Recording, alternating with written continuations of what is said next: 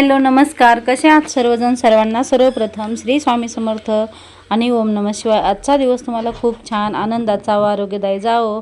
तर आजच्या गुढीपाडव्याच्या चैत्र महिन्यातील पहिल्या सणाच्या आणि आपल्या हिंदू नववर्षाच्या तुम्हा सगळ्यांना खूप खूप शुभेच्छा. हा गुढीपाडवा तुम्हाला सुखाचा, समृद्धीचा, आनंदाचा आणि भरभराटीचा जावो ही सदिच्छा. तर असो, आजच्या आपल्या व्हिडिओची जी सुरुवात आहे ती झालेली आहे आपल्या सकाळच्या चहापासून. आपला दिवस तोच असतो, कामं तीच असतात, पण उत्साह मात्र काही वेगळा असतो. तर चला, सकाळी सकाळची जी सुरुवात आहे ती आपल्या कडक कडक चहानं केलेली आहे.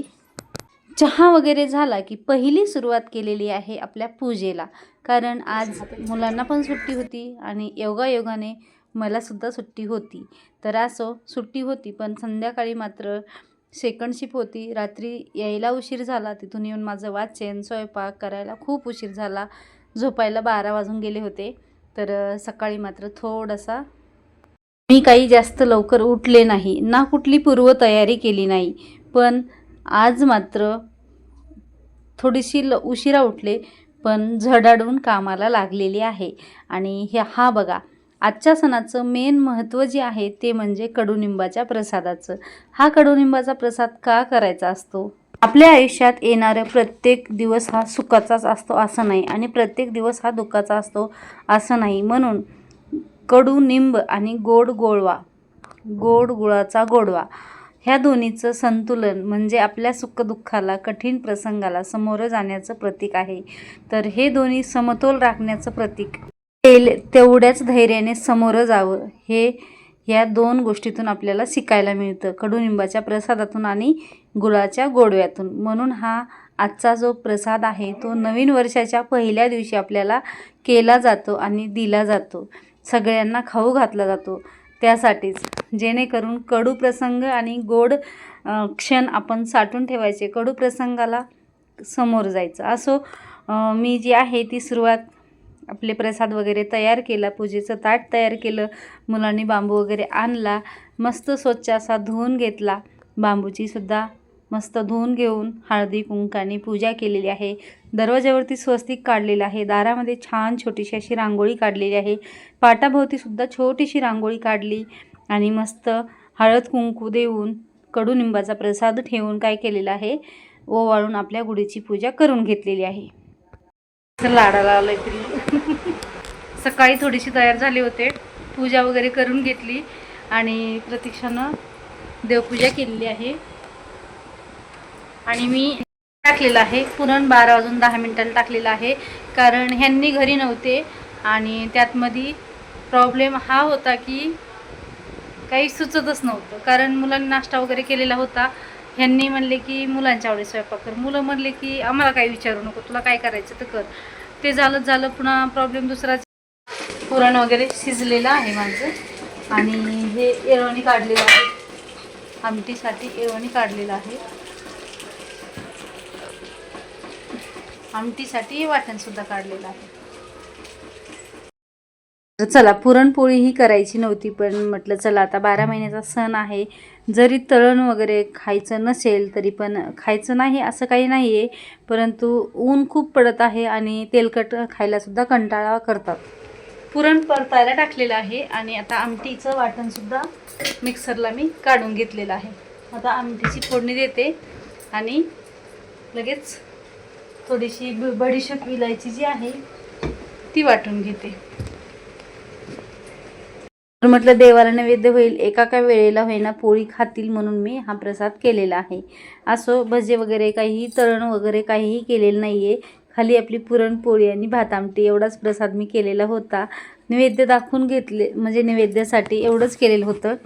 आणि पुरण जी आहे ती मी साखरेचंच करत असते. आणि ह्याची जर पुरण पटकन शिजावं यासाठी आपण काय करतो, तर पुरण पटकन शिजण्यासाठी डाळ जी आहे थोडी 5 मिनटं भिजत घालायची. एक 5-10 मिनटं तरी तुम्ही डाळ ज्यावेळेस भिजत घालताना त्यावेळेस डाळ ही पटकन शिजली जाते. ज्यावेळेस आपल्याला खूप घाई असते आणि आपला गॅस वाचावा किंवा पुरण पटकन शिजावं यासाठी जर आपण प्रयत्न करत असू तर काय करायचं, पुरण आपल्या घाईच्या वेळेला शिजवायचं असेल तर आपण डाळ भिजत घालून शिजवायचं, पटकन शिजलं जातं पुरण. असो, आणि इथे मी काय केलेले आहे, पुरणाच्या वाटणामध्ये टाकलेली आहे बडीशेप आणि विलायची. त्याने सुगंध छान येतो, पुरणाची चवसुद्धा खूप छान वाटते. पण ह्यावेळेस माझ्या पोळ्या ही विलायची वगैरे मी विसरते कधी कधी टाकायला, पण ह्यावेळेस मी आवर्जून टाकलेली आहे. असं माझं पुरण वगैरे इथं परतून झालेलं आहे. तोपर्यंत मी इकडं आमटी वगैरे टाकून घेतलेली आहे, कारण आपल्याला दोन्ही कामं एकत्र आवरायचे म्हटलं तर गॅसवर जास्त वेळ घालायचा नको असेल तर आपल्याला हे मल्टीटास्किंग कामंही करावंच लागतात.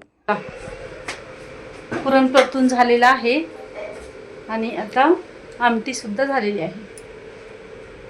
पुरण परतून झालं, आमटी झाली, लगे हात मी काय केलेले आहेत, पोळ्या करायला घेतलेल्या आहेत आणि प्रतीक्षाला नैवेद्य दाखवायला सांगितलेलं आहे. प्रतीक्षानं नैवेद्य वगैरे भरला आणि ह्यांनीसुद्धा यायची वेळ झाली होती. ह्यांनाही म्हटलं गरम गरम पोळी खायला होईल, कारण आता घरी कोणीच नव्हतं. मग आम्ही दोघं तिघंच जेवणार होतो, तर म्हटलं पोळी गरम गरमच हवी. त्यामुळे मी सकाळी स्वयंपाक नव्हता केलेला, त्यामुळेच दुपारी केलेला आहे. आणि भावाला बोलवलं होतं, तो सुद्धा नाही आलेला. तर असो, ह्या वेळेच्या पोळ्या माझ्या पाहिजे तेवढ्या छान आणि मऊ लुसलुशीत आलेल्या नाहीत. का तर राशनचे गहू होते म्हणून तेवढ्या पोळ्या खास नाही आलेल्या, तेवढ्या नरमसुद्धा नाही झालेल्या, पण चवीला मात्र थोड्या छान झालेल्या आहेत. असो, पोळ्या वगैरे मी करून घेतल्या आणि लगेच दुपारचे जेवण आम्ही आटपून घेतलेले आहेत. गुढी आपण सायंकाळी उतरून घेतो. उतरून घेण्याच्या वेळेस आपण गुढीला हळद कुंकू देतो, अक्षता वाहतो आणि औक्षण करून, म्हणजे जे पण आपण ओवाळून घेतो, दिवा अगरबत्ती धूप दीपारती करून, आणि नंतर गुढीला नारळ फोडलं जातं. आणि नारळाचा आणि आपल्या जे गुढीला वाहिलेली जी घाटी आहे ना, त्याचा प्रसाद आपण सगळ्यांना वाटतो आणि हे नारळ आपण फोडलं जातं. तर चला, असा झालेला आहे आमचा गुढीपाडवा.